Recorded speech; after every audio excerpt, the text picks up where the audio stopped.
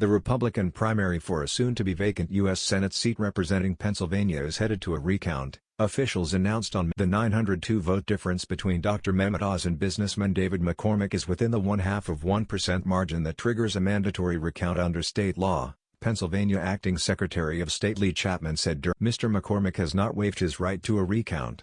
So, as Acting Secretary of State, I'm required by the Election Code to order all county boards of elections to conduct a recount of the race, she said. McCormick had said in a statement that the narrow difference between himself and Oz would "We look forward to a swift resolution so our party can unite to defeat Socialist John Fetterman in the fall," he added, referring to the Pennsylvania lieutenant governor who won the Democrat primary. Casey Cohn, a campaign manager, said earlier that it is becoming obvious that Oz would the unofficial count, following returns from all 67 counties, had Oz with 419,365 votes, or 2%, and McCormick with 418,463 votes, or 31.1%. Author Kathy Barnett was third with about 20. Each county can start recounting votes on May 27.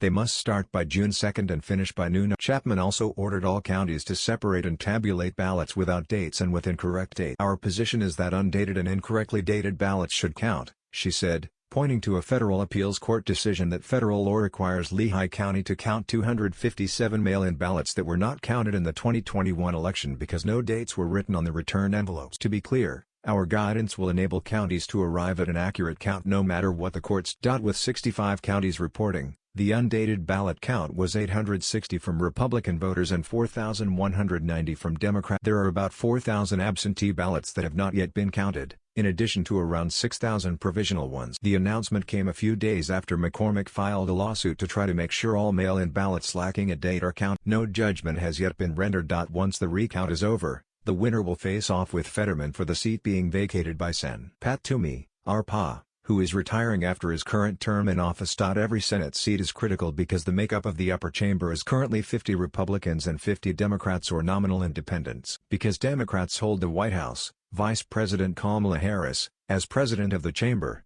can cast tie-breaking vote. Out of 34 seats up for election, the majority are held by Republicans.